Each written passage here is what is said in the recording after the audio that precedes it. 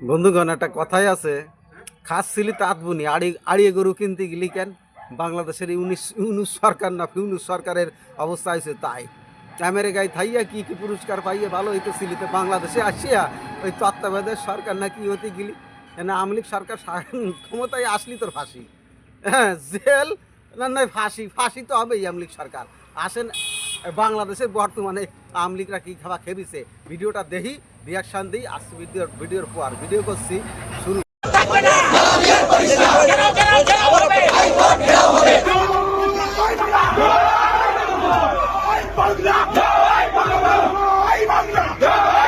বাংলাদেশের রাজাকাররা এখনো রাজনীতি করে, এখনো বড় গলায় কথা বলে।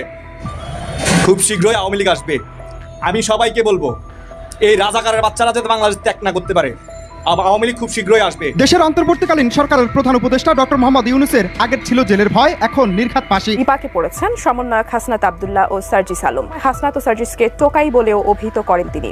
দর্শক, বাংলাদেশে ফিরে আসবেন শেখ হাসিনা, ডক্টর মোহাম্মদ ইউনূসের নিশ্চিত ফাঁসি হয়ে যাবে। এই বিষয়টি নিয়ে এবার ভয়ঙ্কর তথ্য ফাঁস হয়েছে। ভিডিওতে আপনাদেরকে দেখাবো কিভাবে এবার বাংলাদেশে আসছেন শেখ হাসিনা। উত্তপ্ত বিরাজ করছে বাংলাদেশের রাজনীতিতে। একের পর এক আওয়ামী লীগ নেতাকর্মীরা মাঠে নেমে এবার স্লোগানে মুখরিত করছেন উত্তাল রাজপথ। এই ভিডিওতে আপনাদেরকে দেখাবো কিভাবে শেখ হাসিনাকে দেশে আনছেন, এমনকি কি বলছেন সেনাপ্রধান, এমনকি সার্জিসকে কেন টুকায় বলেছেন। না টেনে দেখবেন, একটি লাইক করে আমার সাথেই থাকবেন দর্শক। বাংলাদেশ আওয়ামী লীগের অফিস, এটা হেড অফিস, এই পার্টি অফিস। যে বাংলাদেশ আওয়ামী লীগের অফিস, এটা হেড অফিস, এই পার্টি অফিস। যেই দলের নেতৃত্বে বাংলাদেশের স্বাধীনতা হয়েছে, যেই দলের নেতৃত্বে বাংলাদেশের উন্নয়ন হয়েছে, ভিখারি জাতিকে থেকে আজকে বাংলাদেশকে একটা সম্মানের জায়গায় আনছে, আজকে সেই দলের অফিসটাকে তারা কি পরিমাণ ধ্বংসস্তূপ করছে।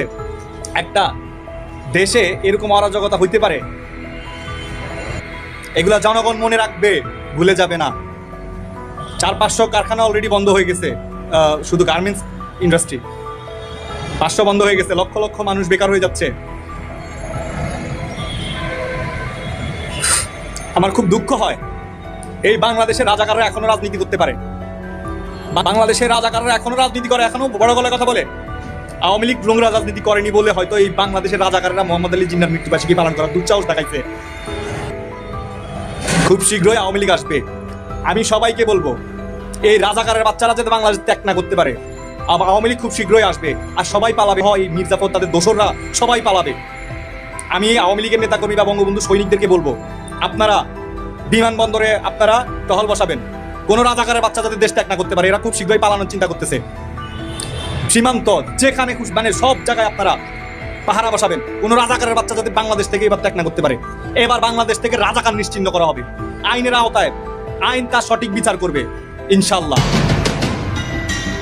দেশের অন্তর্বর্তীকালীন সরকারের প্রধান উপদেষ্টা ডক্টর মোহাম্মদ ইউনূসের আগের ছিল জেলের ভয়, এখন নির্ঘাত ফাঁসি, এমনই এক মন্তব্য করেছেন সাবেক সংসদ সদস্য গোলাম মাওলা রনি। সারা দেশে বৈষম্যবিরোধী ছাত্র আন্দোলন যখন এক দফায় রূপ নেয়, তখন তড়িঘড়ি করে পদত্যাগপত্র জমা দিয়ে দেশ ছাড়েন সাবেক প্রধানমন্ত্রী শেখ হাসিনা। এরপর রাষ্ট্র পরিচালনার জন্য গঠন করা হয় অন্তর্বর্তীকালীন সরকার। শিক্ষার্থীদের সমর্থনকে স্বাগতম জানিয়ে অন্তর্বর্তীকালীন সরকারের প্রধান করা হয় শান্তিতে নোবেলজয়ী ডক্টর মোহাম্মদ ইউনূসকে। তবে ডক্টর মোহাম্মদ ইউনূসকে নিয়ে গভীর এক মন্তব্য করেছেন সাবেক এই সংসদ সদস্য।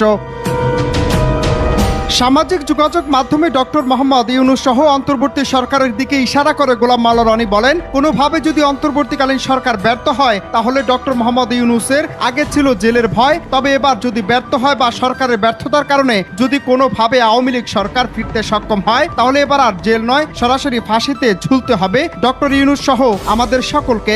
হাসিনার জমানাতে আমরা অনেকে জেলে যাওয়ার ভয় ছিলাম। ডক্টর মোহাম্মদ ইউনূসেরও জেলে যাওয়ার ভয় ছিল। তারপরে বিএনপির অনেকের জেলে যাওয়ার ভয় ছিল, কারাগারে বাকি জীবন কাটানোর ভয় ছিল, জামাতের লোকরা পালিয়ে থাকতেন। কিন্তু এখন যে পরিবেশ এবং পরিস্থিতি তৈরি হয়েছে, সেটা হলো আমরা যদি পরাজিত হই, তাহলে কোনো জেলও নয়, হুলিয়াও নয়, ডাইরেক্ট ফাঁসি।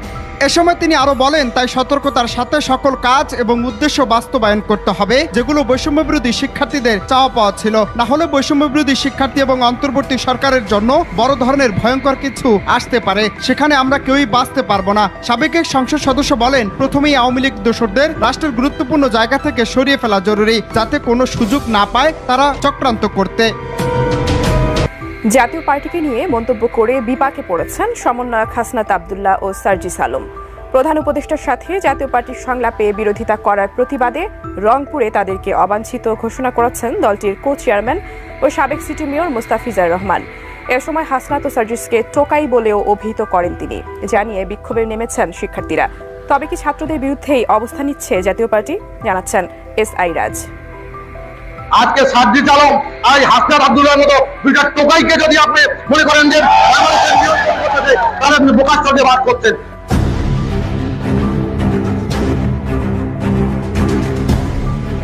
সম্প্রতি জাতীয় পার্টির সঙ্গে প্রধান উপদেষ্টার সংলাপ প্রসঙ্গে ক্ষোভ প্রকাশ করেন বৈষম্য বিরোধী ছাত্র আন্দোলনের সমন্বয়ক সার্জিস আলম ও হাসনাত আব্দুল্লাহ।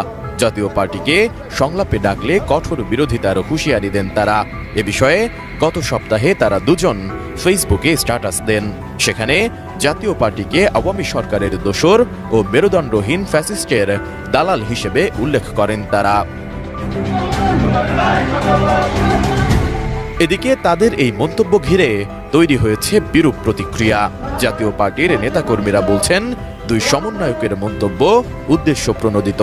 এটা প্রত্যাহারের পাল্টা হুঁশিয়ারি দিয়েছেন জাতীয় পার্টির কো চেয়ারম্যান ও রংপুরের সাবেক সিটি মেয়র মোস্তাফিজার রহমান।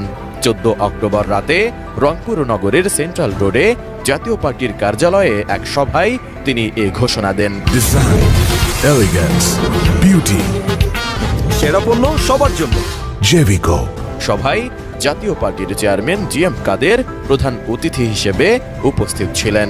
সার্জিস আলম এবং হাসনাত আব্দুল্লাহ কোন প্রোগ্রাম, কোন অংশগ্রহণ জাতীয় রংপুরের মাটিতে হতে দেওয়া হবে না।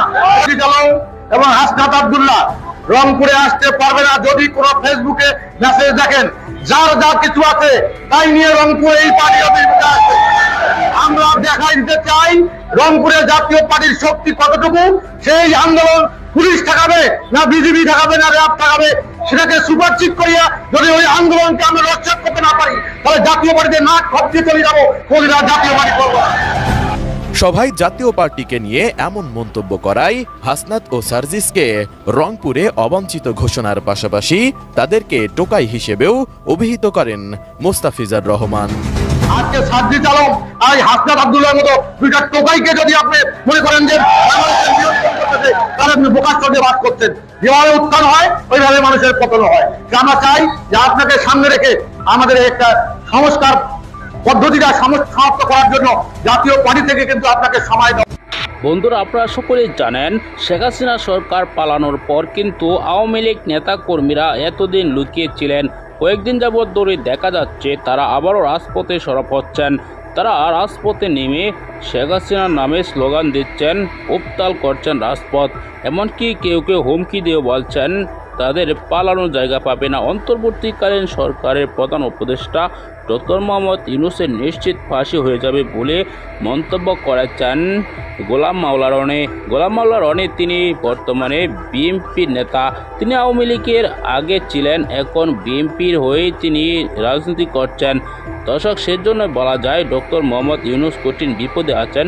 শেখ হাসিনা অতি শীঘ্রই বাংলাদেশে আসছেন, এমনকি বাংলাদেশে এসে তিনি প্রধানমন্ত্রীর দায়িত্ব নিতে পারেন বলে জানা যাচ্ছে। দর্শক, আপনারা এই ভিডিওতে যে তথ্যগুলো পেয়েছেন, এসব বিষয় নিয়ে আপনার কি মতামত জানাবেন।